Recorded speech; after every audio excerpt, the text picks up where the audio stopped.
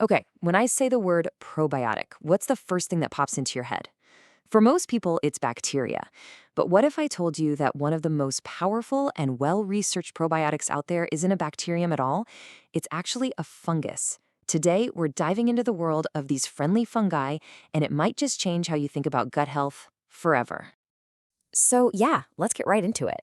The probiotic universe is way bigger than we thought. It's not just about bacteria.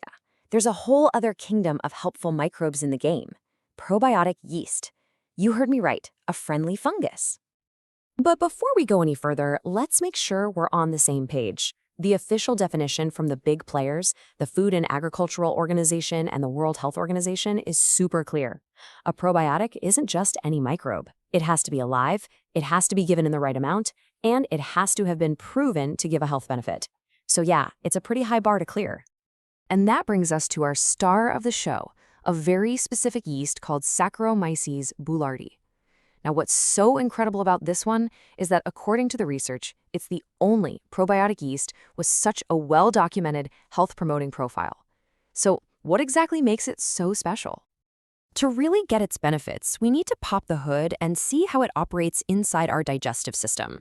You can think of it like a tiny, microscopic mechanic sent in to perform some very specific, very important tasks. So, what does this little mechanic actually do down there? Well, its work can pretty much be broken down into two main jobs, and each one is absolutely vital for keeping your gut a healthy place to be. Okay, its first role is to be a peacemaker. Our gut can be a pretty chaotic environment sometimes, and inflammation can just run wild. Well, S. boulardii steps in to calm everything down. So how does it pull this off? On a molecular level, the research shows it actually communicates directly with our immune system's first responders, these cells called dendritic cells, and basically tells them to take it easy. It also dials back the production of inflammatory signals, things like TNF-alpha and interleukin-6. This is precisely the kind of targeted action that helps manage conditions like inflammatory bowel disease. Its second job is just as important. See, it's not just about stopping the fight, it's about repairing the damage. S. boulardii acts like a master repair crew for the lining of your intestine. And hey, this isn't just some clever metaphor. The science totally backs this up. This quote from the Journal of Crohn's and Colitis points out that it actively helps restore the gut's barrier by managing a key protein called icahedrin.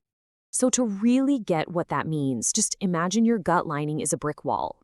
Icahedrin is the mortar holding all the bricks, your intestinal cells, together.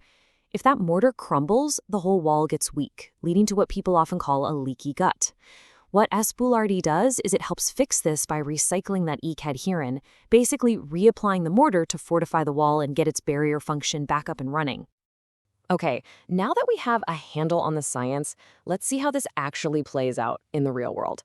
We're going to look at how doctors are using this probiotic and, well, we're going to uncover a surprising gap in their prescribing habits. I mean, you'd probably assume that with all this compelling evidence, doctors would be on the same page about when and how to prescribe S. boulardii. But that's not quite what the data shows. Not at all, actually. A 2024 survey of doctors in Italy uncovered a really significant difference between how gastroenterology specialists and other healthcare professionals prescribe this very probiotic. And these charts from the survey really illustrate that divide perfectly.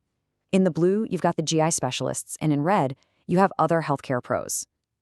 Now look at their prescribing habits for two related conditions. For ulcerative colitis on the left, the blue bars are way higher in some cases. But then for Crohn's disease on the right, the whole pattern just flips.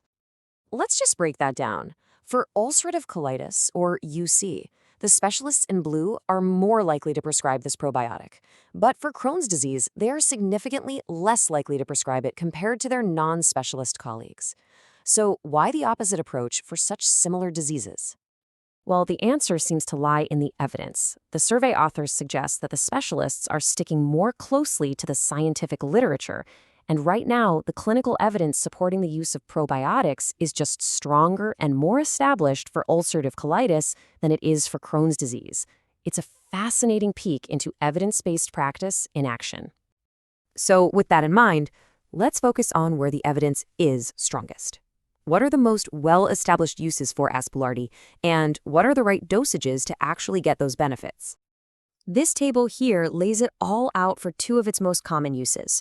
For preventing antibiotic-associated diarrhea, the typical dose is 500 milligrams twice a day. But for the more serious C. difficile infection, the dosage is higher, 1 gram daily, and the duration is longer, extending up to 4 weeks after the antibiotics are even finished. Now, this number is key.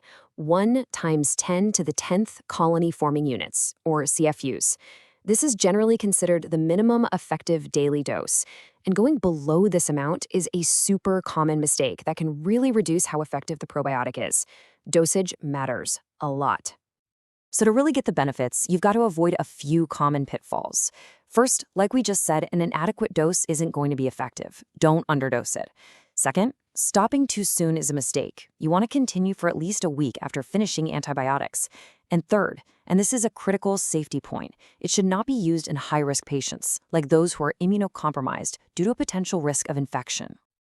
You know, all of this points to a much more sophisticated understanding of probiotics. We're moving way beyond the idea of them as a general, one-size-fits-all health booster and into a new era of precision. If there's one key takeaway from all of this, it's that probiotics aren't magic pills. They are highly specific tools for very specific jobs. And just like any good toolkit, you have to use the right tool for the job, right? You wouldn't use a hammer to turn a screw. Saccharomyces boulardii is the perfect example. It has these clear, well-researched mechanisms of action. It's both a peacemaker and a repair crew, and it has strong evidence for certain conditions. But that absolutely does not make it a cure-all for every single gut issue under the sun.